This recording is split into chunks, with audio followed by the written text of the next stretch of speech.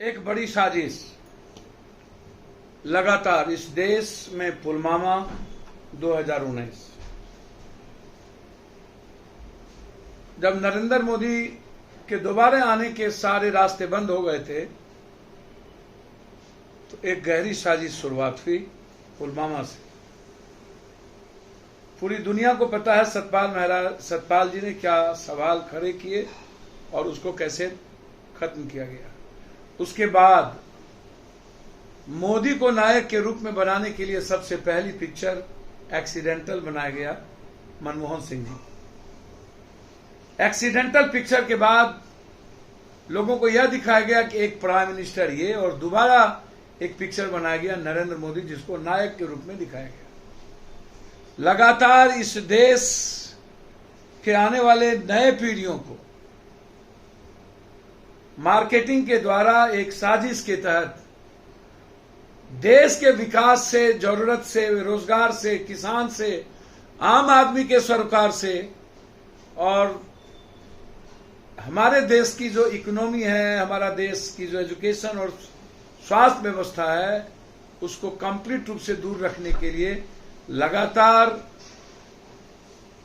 एक पर एक साजिश। नरेंद्र मोदी सदी के महानायक हैं। पीएम के रूप के बाद मिशन कश्मीर बनाया गया नफरत पैदा करने, कश्मीर फाइल्स बनाए गए कि हम नफरत को पूरे देश में भड़का सकें।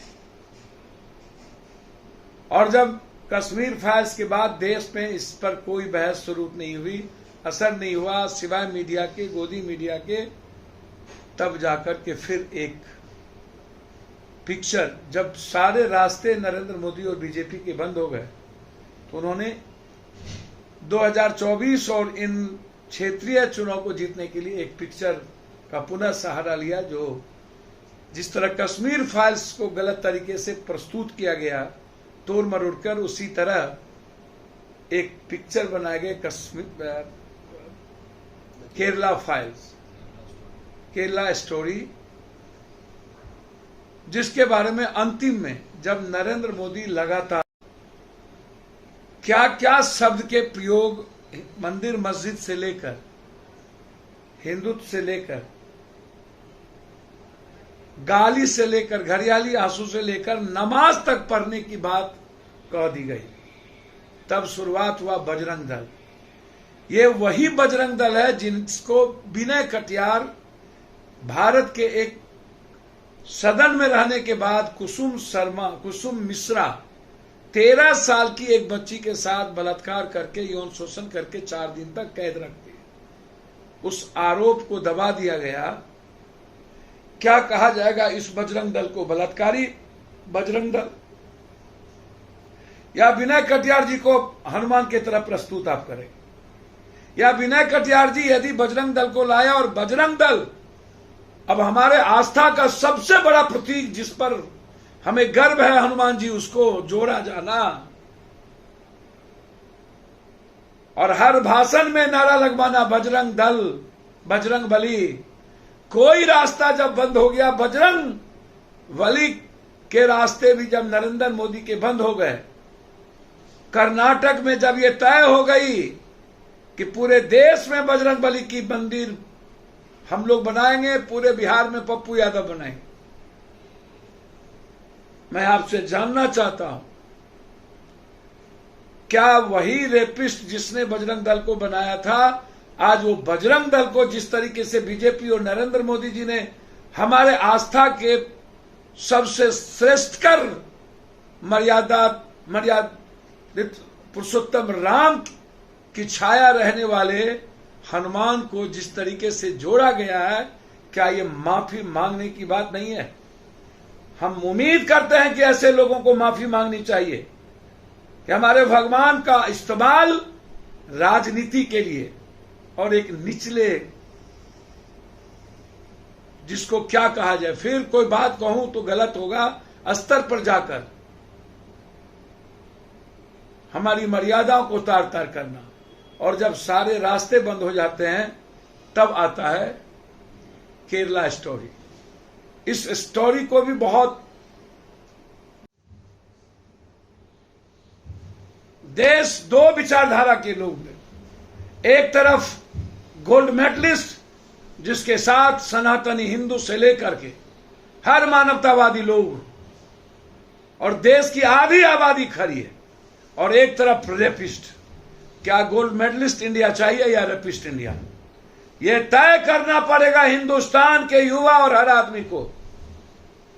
एक तरफ जंतर मंतर पर बैठा हुआ वह लोग जो भारत को दुनिया में पहचान देता है, एक तरफ वह लोग जो भारत की पहचान और इतिहास को मिटाता है, और उसी का नाम है बीजेपी। पहले भी इन्होंने किसान के साथ जो जुल्म और ज्यादती किया उसका भुगतना पड़ा। दोबारा गलती नरेंद्र मोदी जी, आपने पुनः बेटियों के इतिहास को मिटाने के लिए और उसके साथ अन्याय करने के लिए अपने सबसे बड़े गुंडे को मोहरा बनाकर उसको पीछे से प्रोटेक्ट किया है। एक यह सवाल। दूसरी तरफ मणिपुर, जहां पर इसके विधायक मारे गए, एक बार इन्होंने नहीं बोला। खुद के विधायक दल के मारे गए, मंदिर चर्च जला के राख कर दिए गए, एक बार इनके चेहरे पर शिकन नहीं आया। डबल इंजन की सरकार है, वहां भी यहां भी। क्या हो गया अमित शाह जी? पूंछ में 5 सैनिक, 2-2 घटना घटी अभी पूंछ, और हमें जब मैं उसको देखता हूं कि 2 घटनाओं में सैनिक मारे गए, एक बार इन्होंने ट्वीट तक नहीं किया, एक बार इन्होंने श्रद्धांजलि तक नहीं दी। जब वोट की जरूरत थी तो इन्होंने गणेश परिक्रमा किया था सैनिक का, लेकिन जब 2 जगह 10-10 सैनिक मारे गए आतंकवादियों के द्वारा, तो ना ट्वीट किया ना श्रद्धांजलि। ये कौन बहरूपिये का कैरेक्टर है, याद रखिएगा। ये अभी बजरंग दल को बजरंगबली से स्थापित करना चाहते। मेरा इसमें बजरंग दल को लेकर 3 आग्रह है। पहला, यदि बजरंग दल बजरंगबली हैं तो विनय कटियार को आप स्थापित करिए और उसको सामने ले आइए। दूसरा, जब आप श्री राम सेना को बैंड किए थे गोवा में, याद करिए, तो क्या मैं मानूं कि आपने राम को कैद कर लिया? और मोदी जी, जब आपने शिवसेना को बांटा था तो क्या इस देश के लोगों को मान लेना चाहिए कि आपने शिव का बंटवारा कर दिया? शिवसेना, शिव का बंटवारा, श्री राम पर प्रतिबंध आपके द्वारा, राम को कैद। और आज जिस तरीके से नफरत के बाद नफरत के बाद नफरत के बाद भगवान के आस्था पर पूरे देश के 140 करोड़ लोगों को चोट पहुंचाया, यह माफी जोग नहीं है। मैं उम्मीद करता हूं हिंदुस्तान के वो लोग जो हनुमान को मानते हैं, कभी भी नरेंद्र मोदी को माफ मत करना।